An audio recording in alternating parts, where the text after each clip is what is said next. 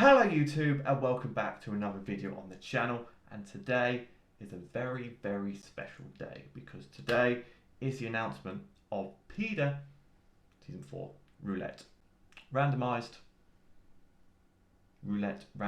Draft League. Now PIDA is unlike any other draft league you've ever heard of ever. It's completely different, it's completely wild and wacky. If you like madness, if you like the roulette nuzlocke I do on the channel, if you like all that kind of stuff, this is the draft league for you.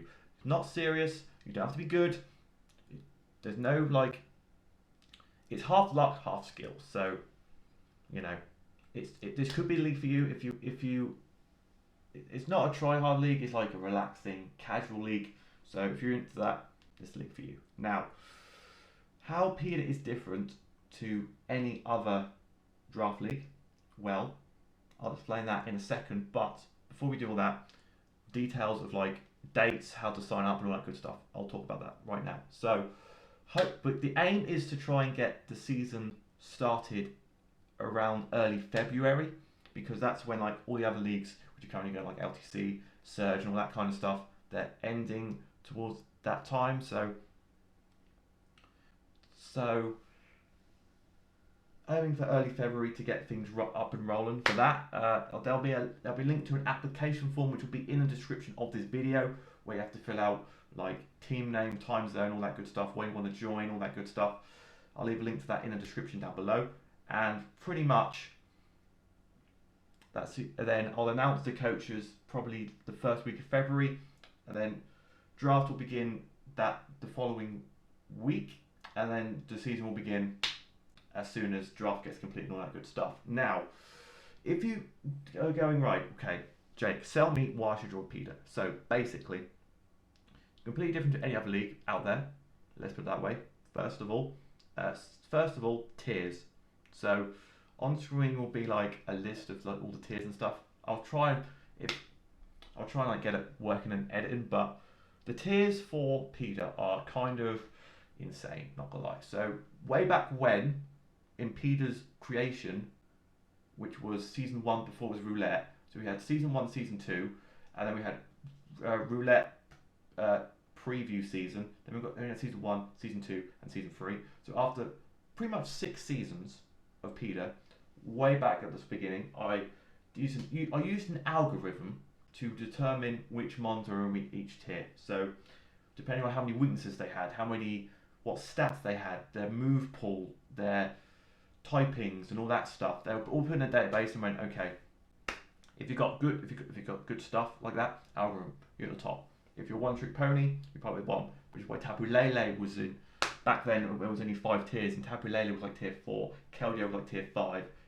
They were all over the place, but it's mad. But as the seasons have progressed, one of the aspects of this league is if let's take Mega Medicham for example. Okay, so Mega Medicham was in tier 5 to begin with at the start of the season. Before this all began, Mega Medicham was in tier 5. There's 12 tiers, it was in tier 5. Okay, and it finished the season at like +6 or +7. So the next season it moved up into tier 4. And then, for example, if like Necrozma in tier 2 finished the season with like -1 differential, it would hop down tier to tier 3. So over time, all the good mons which kill things will be up in tier 1, tier 2, tier 3, and then all the bad mons and all like the bulkier mons and that sort of stuff will tend to creep down into tier 12. So over time, the tiers will make more sense, kind of thing, because it's constantly moving about. So there'll be new teams every season, and it will just be absolute wildness. And if you have a good mon in tier 1, let's say you're a bad player, like, for example, shout out to Devil, one of the admins, had Arceus in season 2, I believe, and he got it to like -1 differential. So Arceus is now in tier 2. So if you want a tier 2 Arceus, this is a league for you. So yeah, that's the process of all the tiers. Now drafting. Now, okay, so drafting process is completely different as well, because there'll still be a draft order like there always is in draft league, so I'll randomise that, and then when the draft day begins, I will hop on probably Twitch or something, and I will randomise everybody's drafts. Like, okay, so let's say I am first pick. I will go into tier 1 and randomise it and go, okay, my number is number 32, which is, let's say it's Palkia. My round 1 pick would be Palkia. And I'll go down the list, and the next person, I'll do their tier 1 and go around like that. Round snake format to the bottom, and I'll do tier 2, and I'll go back up again. And I'll just keep randomising, and then when that's all completed, the cut-off point will be, okay, this time, 48 hours from now, is when the draft begins. The season begins. Now, each coach will have 12 tokens, and these tokens can be spent to respin one of your mons in that tier. So let's, for example, let's take Mega Medicham again for another example. If you had Mega Medicham in tier 4, and you're thinking, okay, I've already got a fighting type, I've already got a psychic type, which I really much prefer, and there's this, let's say there's a Tapu Bulu in tier 5, which I really, really want. Let me use one of my tokens, I'll insert it into the slot machine, I'll re-roll it, and then the first one which is available, which comes up on my roulette randomizer, so let's say Crobat comes up, that's already gone, so I keep respinning it, but it doesn't count as a token if it lands on a mon which has already been taken. It keeps on randomising till it comes out of a mon which hasn't been taken, and then that mon gets added to your team. The other one goes back into the database, and you lose a token, and that's your team. So you can try and re-roll and try and hopefully pray to God to get a decent team. That's the whole goal of that process. And then obviously throughout the season you can gain more tokens. You can save them. You don't have to use them all. You can save them and then use them later in the season. We'll get onto that point at another date. So that's how the drafting process works. So it's very interesting, and it's basically first come, first served at the slot machine. So I'll try my best. Me or one of the admins will be on Discord at all times during that 48-hour grace period. So you can just walk in and you can go, okay, I want to re-roll my tier 3. You can do one at a time, then you have to go back to the queue because there'll probably be a lot of people wanting to re-roll. So that's how that's going to work. And then, after all that's completed, the schedule will be released. Now, the schedule is going to be completely different as well, because each week you'll get a random meta, and each let's say there's six games a week. Each of those 6 games will be a completely different meta.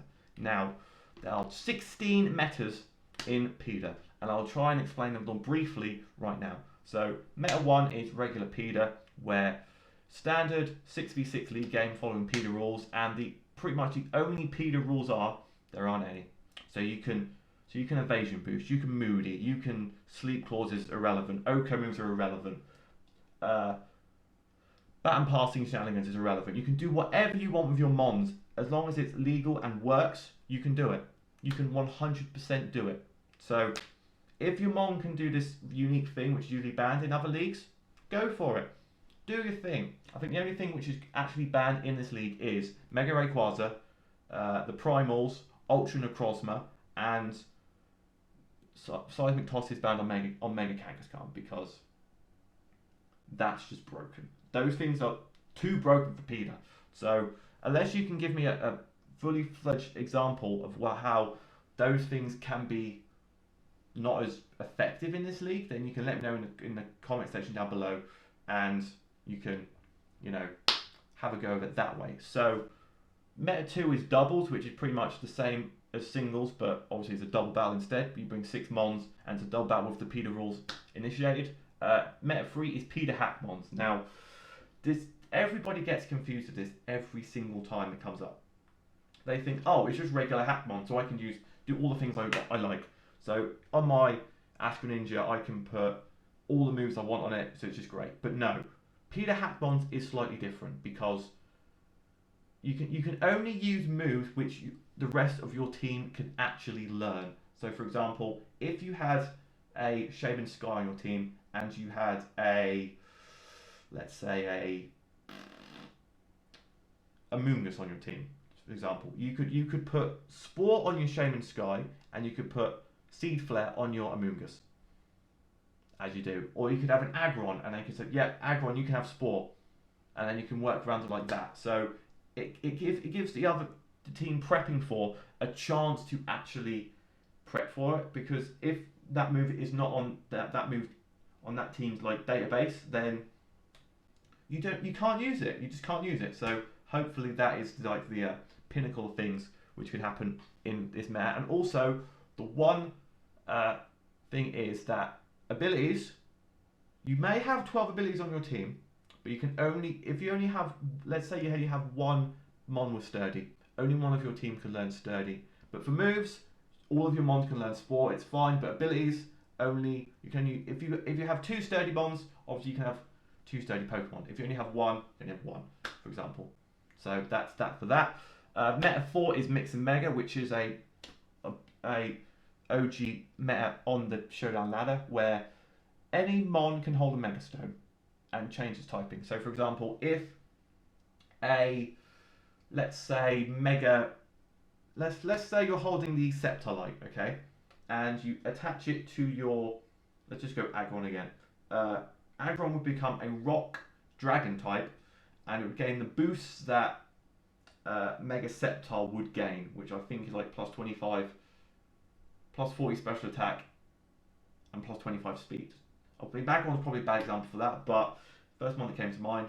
So it would gain the additional typing and gain the stat boost. Obviously, there are some banned stones in this because we're trying to follow the Mix and Mega meta on this as much as possible. So Beedrite's obviously banned, Blazikenite's banned, Gengarite, Kangaskhanite, Marwolite, Medichemite, and Pidgeotite, because we can't be rocking. Everyone can have no guard. Everyone can have huge power. No. We want to get creative with this, so all those stuff are banned. So that's pretty much the bog standard Mix and Mega. Meta 5 is almost any ability, so pretty much same as, it's pretty much the same as PIDA as Hack Mons, but you can only change the ability of your Mons. So it still has to learn the same legal moves it can do in like a National Dex League, but it can run any ability it wants, apart from Arena Trap, Comatose, Contrary, Fluffy, Fur Coat, Guerrilla Tactics, Huge Power, Ice Scales, Illusion, Imposter, Inner Zelt, Interpret Sword, Libero, Moody, Neutralizing Gas, Parental Bond, Protean, Pure Power, Shallow Tag, Simple, Stakeout, Speed Boost, Water Bubble, and Wonder Guard. If that ability was not just listed there, you'd have to go through and just use it. Just use all of it. You can use all of those, any ability which I didn't list there, you can just go for it and just do it, you know? Just use it. Get creative. That's what this league's all about. Meta 6 is Stab Mons. Now, Stab Mons is kind of like almost any ability. It's the same kind of like mindset to that. So basically, in Stab Mons, if let's say you have a Sharpedo, it can learn any water type and any dark type move in the game, as well as its normal moveset. Because we've had in the past where people think, oh, Stab Mons, you can only use stab moves.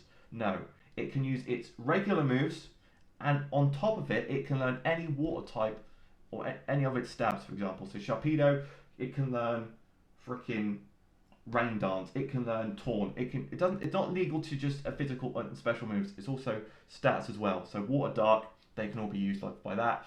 For example, on Sharpedo, on Mega Aggron, it can learn Stealth Rocks. It can learn Heavy Slam. It can learn all these moves like Rock Blast, Stone Edge, all this stuff.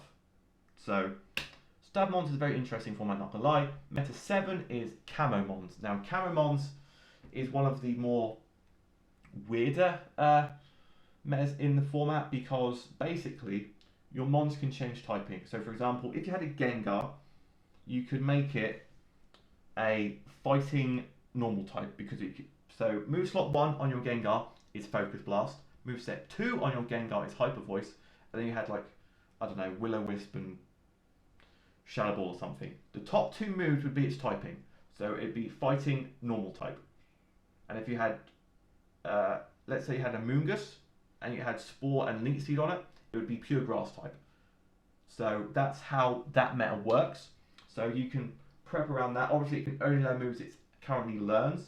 So you can change your typing, which can benefit, say, oh, this man's got a Necrozma, or Naganadel, sorry, and it's really got strong dragon type moves. Let me become a steel type on my this thing so I can hit that thing for super effective. But I don't know what typing it's going to be, so that's out the window. But I know what moves it's going to have, so I can prep my mons to counter out the strong moves that Pokemon has, and then work around that. Hopefully, that's what Counter Mons is all about. Now, Meta 8 is the pinnacle, the goated format in the entire PIDA series. It's 12v12. Now, 12v12 has been a staple of this league since Roulette began, because what you do is you use all 12 of your mons on your draft team in one game. So you go into a custom game on Showdown, and you have to bring all 12 of your mons versus your opponent's 12. These games go on for a while, so you can't just like make it, oh, my tier 12 it doesn't matter, it's going to be trash. The final is always 12v12, so you have to bring all 12 of your mons to the final, whatever they are. You could have freaking a Wormadam in tier 12, you have to bring it, and you have to make it work. So that's what 12v12 is all about. They do take forever, but hey, it's one of those things.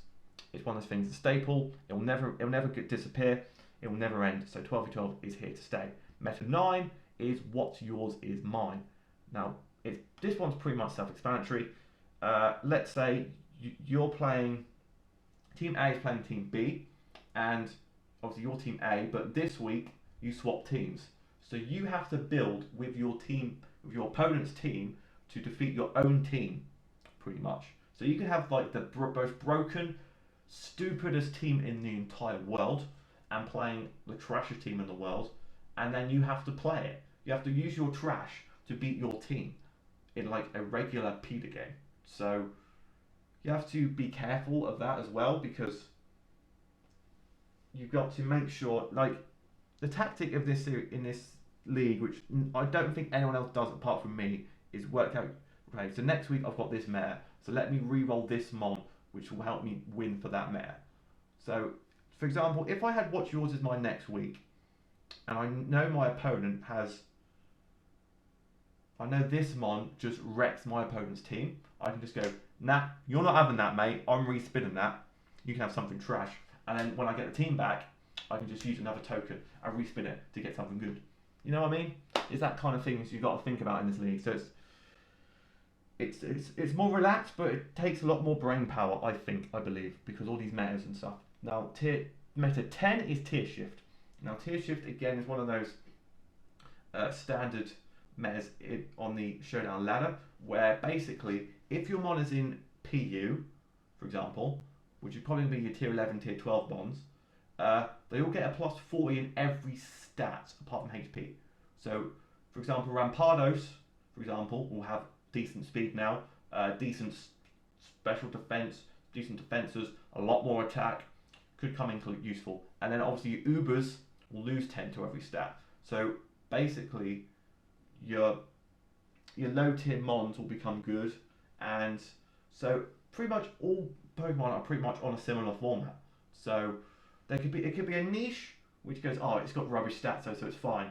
Oh no, we got good stats now, we can wreck with this mon. So hopefully that's what tier shift is all about. Meta 11 VGC, bog standard, normal VGC rules like you would do if the world were actually happening. You bring 6 mons, you've got to bring 4, best of 3, all that stuff for VGC. If you're a VGC player, I don't really know about VGC, but it's on there to. Yeah, so it's basically standard VGC, but it does follow the PIDA rules. So you can use cut moves, you can use those no sleep claws, OHKO, all that stuff. It's just basically best of 3. You bring 6 mons, and you can choose 4 for each game, sort of thing. That's pretty much the only difference between that and doubles. Meta 12 is shared power. Now, again, this is another staple meta on the Showdown ladder, where basically shared power is, so let's say you have a team of 6. You send out your Sharpedo with speed boost, and you switch that out, and you go out into your Moximon, for example, Gyarados. Okay, so Gyarados will gain speed boost and Moxie. It'll get all. So basically, as long as the mon enters the field, the abilities stack. So you could have 6. So the 6 abilities you bring, all of your mons will have it as long as that mon hits the field. There's a few combinations which are banned, which are like Drizzle, Swift Swim, because that can be broken. Like Chlorophyll, Drought, those things will be broken. So unless you have those clashes, then we should be okay with shared power. It becomes absolute nonsense. If you got the right team, you can build something broken to like stack up the abilities and just go, hello, I'm a really scary mon with all these good abilities, let me just wreck you. That's what shared power's all about. Meta 13 is triples, bog standard, back to black and white days, triple battles with PIDA rules. Bring 6 mons, triple battle, you know, as you do. I was really hoping rotation battles were a thing on Shonen, but they're not. But so if you're watching this and you know how to like create metas on Showdown and know how to make, or no way we can do rotation battles, that'd be absolutely fantastic. If you know, hook me up in the description down below. Next up, Meta 14. These are like the more, these next two are very weird ones. We've got Suicide Squad, which basically is your goal is to kill your own team as quick as possible, but you're not allowed to use any moves which can blow yourself up, so like explosion, self-destruct, memento. So you can't use moves that instantly kill you. You have to use moves that can like maybe like double edge, which have recoil, curse, which does 50%, or stuff like that. You've got to try and kill your team before your opponent kills their team, or or just make your opponent outlive you. So it's a very interesting meta. Hope when it happens, it gets really interesting. You have to get very creative with it. So Suicide Squad is there. Meta 15 is status only, so you can't use, so you can only use the likes of Toxic, Leech Seed, Burns, stuff like that. You're not allowed to use any moves which count as a physical or special move. So when you go on Showdown, you can search moves by physical, special, and status. You can only use status moves.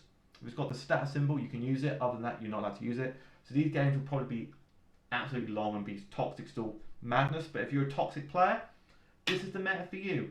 And last but not least, we've got Alphabet Cup, which I think was added last season, where basically, if your mon begins with a B, let's say you have a Bashudon, it can learn any move in the game beginning with B, as well as its own moves.